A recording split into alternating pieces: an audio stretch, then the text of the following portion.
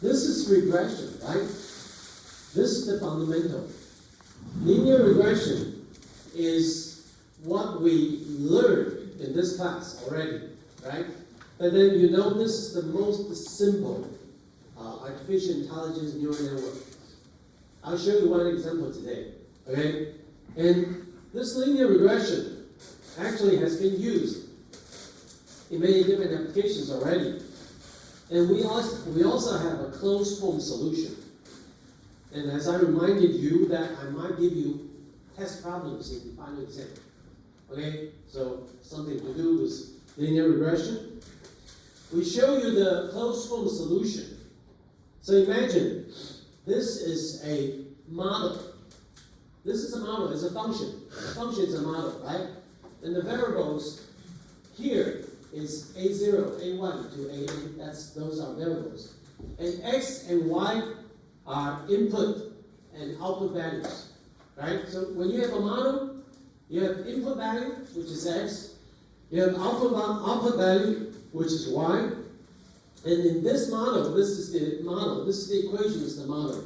And the model has variables, parameters that you need to optimize in order to create a good model. Is that correct? Right? So you see, here we use A0, A1 all the way to A to represent this model. And remember, if N is A0 and A1, that's a linear line, right? That's a line. And if you have A0, A1, and A2, it becomes what? A parabola, right? Polygon parabola, right? And then you have A0, A1, A2, and A3, it becomes a curve, a polynomial curve. So these are all models. And as we showed you earlier, with this model, we can do optimization to find the parameters or find those A0, A1 variables, parameters. How do we do that? We're given a data set, which is Xi and Yi, and I starts from 1 to n. And then we use this criteria. This is the optimization criteria, right? Which is the, what we call least squares. Remember? Least squares. And using this least square concept, we derive the equation like this. We say the residual is equal to y minus AA, right? This is a model. And then we try to optimize this to be minimum. With this, we show you that we can have a closed form solution. We teach you this before, right? We teach you this. This is the closed form solution, remember? So we can calculate A0 and A all the way to AN with this equation. We talked about that this is a nominal equation, and then this is the solution, right? And notice, again, this is what I said, linear regression model. This is a model, don't forget. And the model has X as input and Y as output. Now, this is similar to the AI concept. For AI, you need to create a model, right? Artificial intelligence, you need to create a model. You need to have inputs. You need to have outputs. And the more inputs and outputs you have, the more data you have, right? When we talk about big data analysis, right? Artificial intelligence always requires big data. And if we have a lot of data Xi and a lot of data Yi, then we use optimization to create a model. And once the model is established, once the model is built, you know A0 to AM already, and then you can begin to use this model for prediction, right? So next time, now saying that you already created this model, so next time you have a new X input, you just feed in this model, right? And then you can generate output, right? So this is, in other words, linear regression has been in this mathematics for more than almost 100 years, right? But even 100 years ago, we already kind of know this is the structure. This is the structure for neural network. This is the basic structure. Very simple, very, very basic. structure. So later we will show you how we can use neural network to recreate this model. Okay? However, don't forget, for this simple problem, we have analytical solution. This is analytical solution. So, in the final exam, you don't have computers, and I will not allow you to use computers, right? Not even your calculator, calculator maybe, but not your cell phone, right? But see, you don't have a computer with you for the final exam.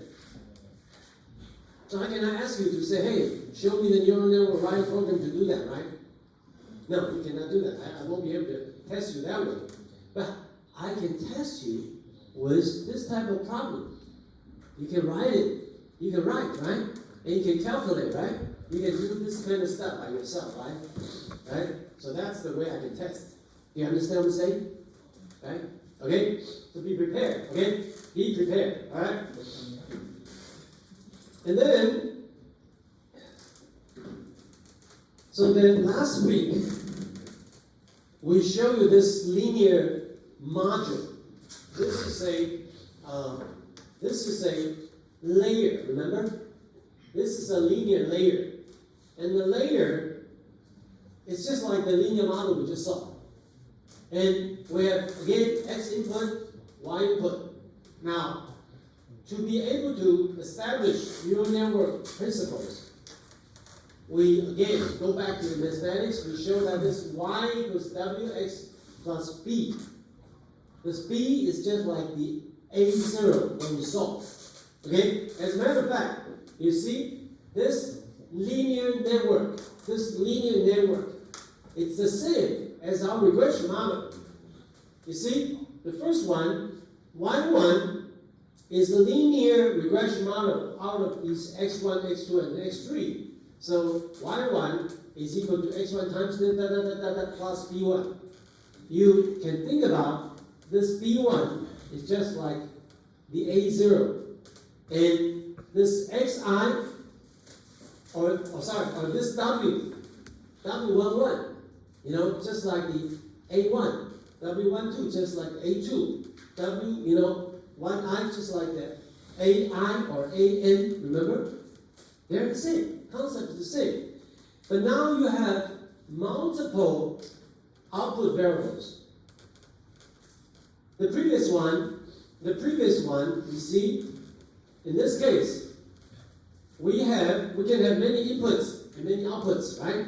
But then that's only one y, right? Only one y, because y, you see this equation, only one equation, only one line, one equation. But for the linear neural network, we have multiple outputs. So we can write multiple linear regression equations. So then we have multiple equations here. And that way, we can form a bigger matrix, like this. So all these are linear regression models. But now we concatenate it. We bring them together to become a big matrix, W. And Y equals Wx plus B. And B is all the A0 here, right? So this is a vector. This is also a vector, but this is a matrix. And in writing the programs, usually this will be converted to this. Because writing mathematics, this is like a vector. So this is straight, like from top to bottom. This is also from top to bottom. But in writing programs, we transpose this. So this y and this x becomes horizontal vector. And then times the transpose of w, and plus the horizontal vector b. Okay?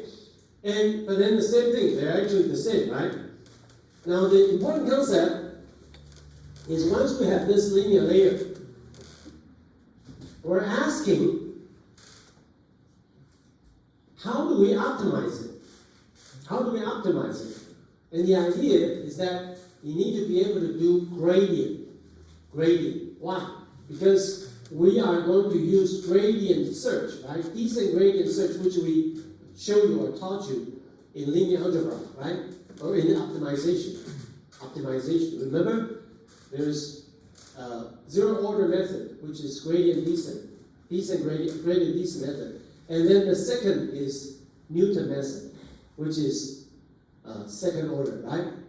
So, but then in this artificial intelligence, we're going to always use the simple way, the gradient descent method, okay? 所以就是会用梯度法、降梯度法来算它的最佳化的结果。Then because we need to calculate the gradient, so then the question is, if we have the output y, and if e is the loss function, which is the optimization objective function, then we need to have a gradient against output y.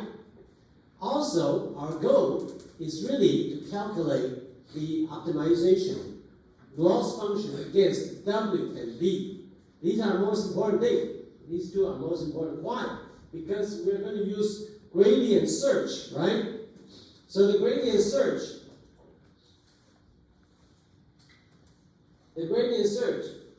is here. That the gradient search is, you need to calculate the gradient and use a learning rate. And your W, your delta W is proportional to this values. So that's the equation that we show you already, right? So in this, we can use this to update, keep updating through iterations, I plus 1 iterations, to calculate the next Wi plus 1 and the next Vi plus 1. So through many iterations, this two number, this matrix and this vector will converge to what we want. And eventually, we created this network, this model, with the optimized W and B. Right? So this is the basic idea behind neural network. And it is continuously used today, just using the simple mathematics that we showed you here. So now, with these two equations, we can calculate the optimized values of W and B, but we need to calculate this and this first. So these two are most important, right? And these two important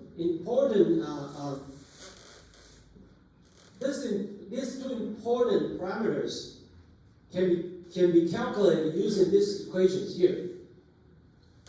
Okay, so try to remember. Okay, try to understand and remember. So partial E over partial W equals partial E over partial Y times xt. And partial E over partial B just equals partial E over partial Y. Okay? So if we have only one layer, then that's it. You're done. You're done. That's it. You're done. If only one layer. However, if we have multiple linear layers, then we need to calculate this too. Because we're going to have back propagation that we require all these derivatives. So that's the next we show you, is that if you have multiple layers, then you know y1 equals the model, linear model of x1 as input. Then the same thing, y2 is the model of x input of x2. But this way, you say, okay, x2 equals y1 because we're going to propagate through this way, so we can have a forward propagation, right? Forward propagation. x2 equals y1 and x3 equals y2. Now, however, if we want to do optimization, we need to calculate like W3, B3, W2, B2, and W1, B1. So we need to have back propagation going back this way. And then the back propagation, as we say, oh, okay, from the previous page, we know how to calculate W3 and B3, right? Through this, we can calculate W3 and B3. But how do we calculate W2 and B2? Actually, we need this information, partial E over partial x3, because that will be equal to partial E over partial y2 as an input, right? And once we know partial E over partial y2, then we can calculate W2 and B2 by the equation. Same thing. Then we calculate also this one because this will be an input here, and then we calculate W1 and B1. So this is actually the same thing as forward propagation, except the backward propagation starts with this as input and goes through all the way back here.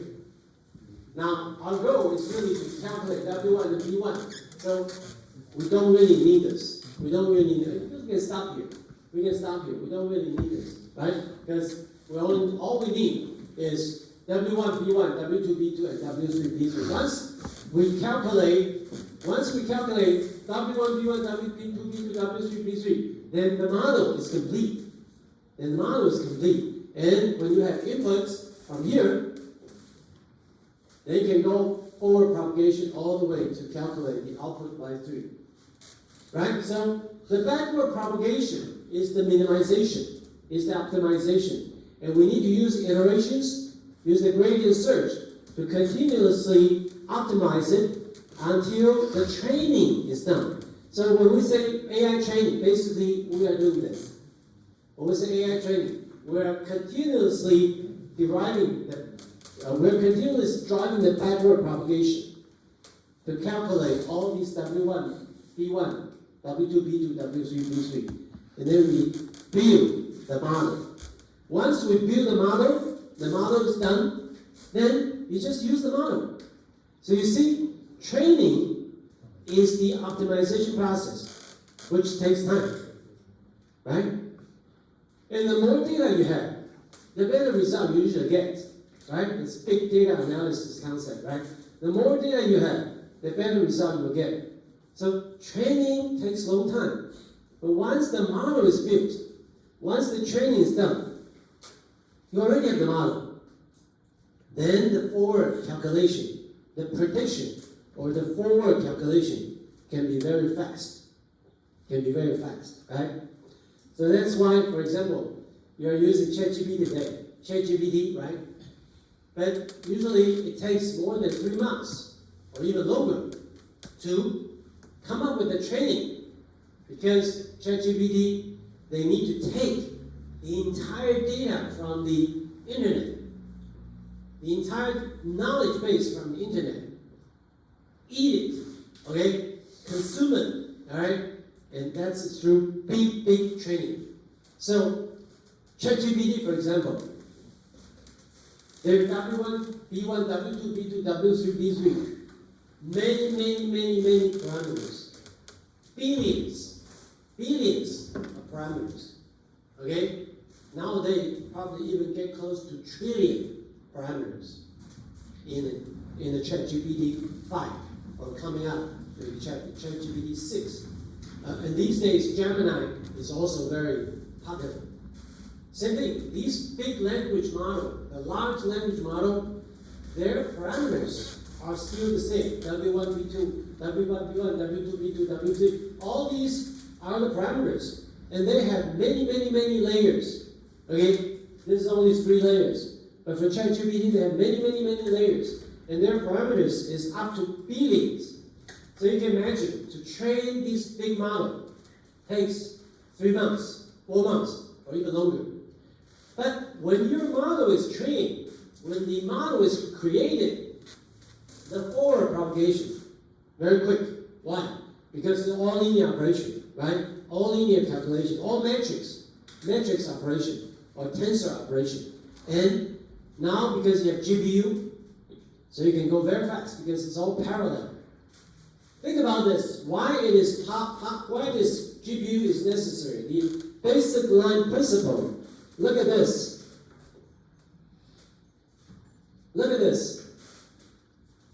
The W and B still based on linear regression model like this, right? Because the W is multiple linear regression models like this, right? And now the key is this, parallel computing. Why? Because when you are doing all these calculations, they are all parallel.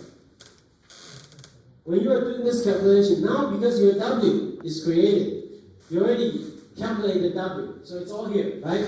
But then when you are calculating B1, B2, Y1, Y2, and all the way, you are using all these equations, multiple, but parallel. They're all parallel. So you can use GPU to do very quick calculation. That's why if you today ask a question to ChatGPT, it's very fast, right? It just comes up with the answer to you very fast. Okay? So that's what we have today. Very powerful artificial intelligence. It's true that they actually have the knowledge of the entire world, and they can answer your questions very quickly. This is what we never had before, but the basic principles are still behind this. Okay, so from the mathematical point of view, it's really not that difficult to understand the basic principles. And I hope you can remember all these important equations from this linear model, okay? Because I might give you a test, okay? Like this kind of a model. This is the basic.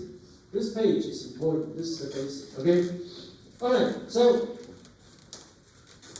now we have this concept of forward propagation and backward propagation. We also need to understand one thing. I told you last time. This is linear model. And still, if you have concatenation, which means you put them together, it is still a linear model. So if we have only linear model, when we concatenate the output, this whole thing is still a linear model. There's no nonlinearity in this. And if it is only a linear model, then it's no good. Because in real world, they're mostly consist of nonlinear functions. So we have to add nonlinear part into this equation. That's why we showed you last time. We need to have like softmax function, and we also need to have activation function. Remember? If we add an activation function here, then this becomes a nonlinear layer. Okay, so if only W and B here, this is linear, it's not enough. We need to add a nonlinear function, which is what we call activation function. Then this completes a nonlinear layer. Then we can go back to put more layers together. Alright? So all the current neural network, this will become nonlinear layer. So after each linear layer, there will be activation function. And then you have multiple nonlinear layers together. Okay?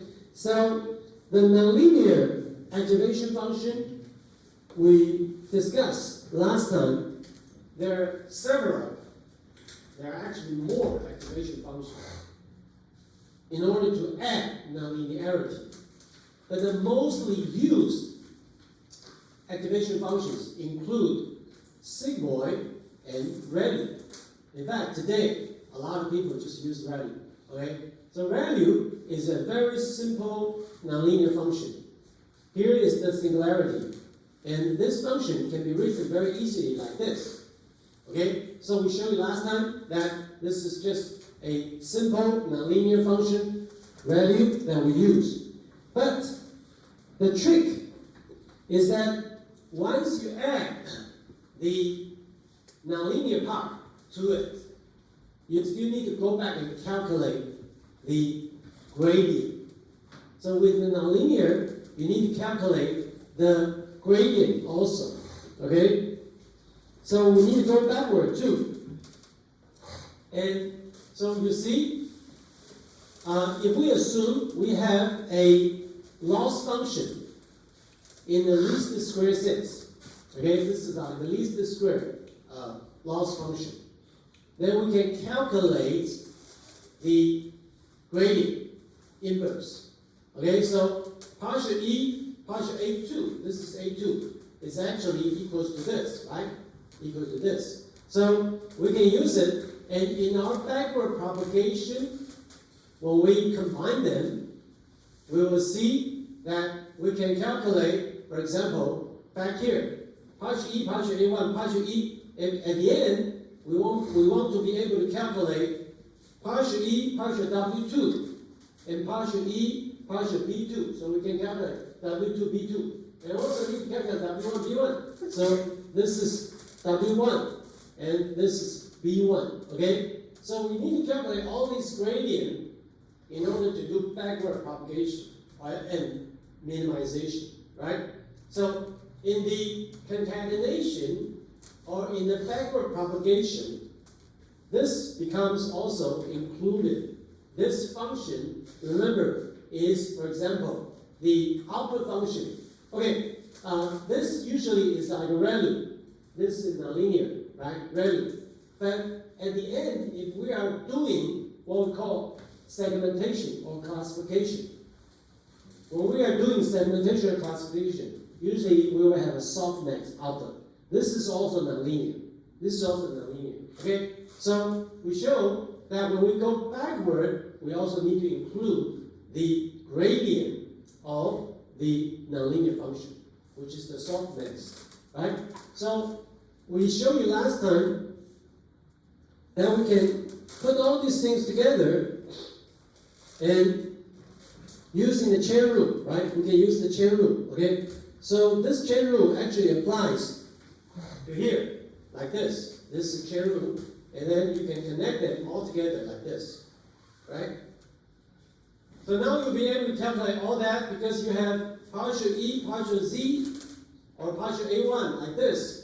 And then when you calculate, because that becomes the input, right? Becomes the input. Then when you are calculating that partial W1, and that will be equal to partial E, partial Z1, right? And partial Z1 is here. And the times XT, which is XT is here, right? XT here. And also partial E, partial B1 is the same as partial E, partial Z1. So this structure, I explained last time, this structure is probably the simplest neural network model because you have multiple layers, right? First of all, you have a nonlinear, like L1 here. You have another nonlinear, like L2 here. And you also have multiple layers, right? You have also nonlinear function.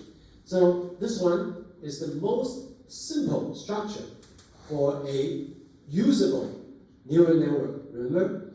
And we use this model, remember, to do the handwriting digitalization, handwriting case. So let's go back to that. Let's go back to that again. So we showed you last time how we integrate the program.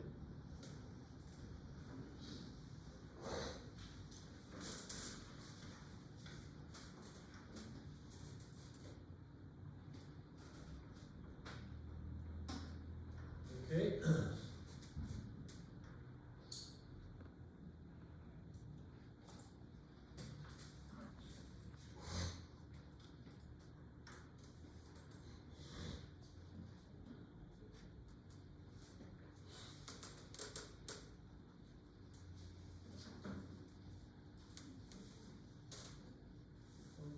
Let's see.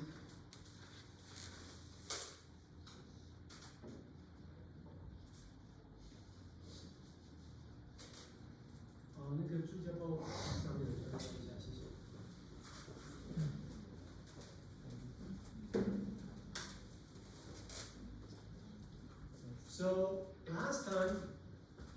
last week, we showed you how to do this most simple handwriting detection, right? But let me go back to the simple one first, okay? Let's do this. Let's see, simplest, simple from scratch, right? This way. And again, we're using Kaggle because it's just very easy to use because it has many resources here. So this is a simple program for doing the handwriting. And we show you this equation here, remember? One is for propagation, is on backward propagation, just like I showed you on the whiteboard, right? And then this is just following the gradient search, the descent gradient search. And this alpha here is the learning rate. Alpha is the learning rate, right? And you can calculate W1, B1, and W2, B2. Remember? So we need this, right? This is the iteration. This is the iteration. And then we can see that when we create W1, B1, W2, B2, because these are parameters, we need to initialize them. So we can use random number to initialize them, right? And then we define the value function, remember? The value function. We define the softmax function. These are all nonlinear function. And we define the forward propagation. And we also define the derivative of value, right? And we create one half using all this is like the ground truth values. We also define the backward propagation. So forward propagation, backward propagation. Then you update, okay? And then you can do the prediction, the gradient search. Here, this is the gradient descent search, right? Gradient descent. And then we do all this propagation, okay? By iteration. And then you just run the result. And you're doing, for example, here we are doing multiple iterations to 500. We're doing 500 iterations. And then we can show the results, like here. So this is like predicting 6, and it's indeed 6, right? Because your label is 6, and you predict 6, that's correct. Your label is 4, you predict 4, that's correct. And your label is 3, you predict 3, is correct. Okay? But here, mistake. The label is here in fact 6, but our prediction is 5. It's 5. In that sense, because the model we showed you today, or last week, was the simplest structure. And the accuracy is only about 85%. 85%. So the next question is, how are we able to increase the accuracy? How are we able to increase the accuracy? And the answer is this: increase multiple layers. The simplest one is increase multiple layers. So why, you would ask, why do we increase multiple layers? We can improve the accuracy. Anybody knows why?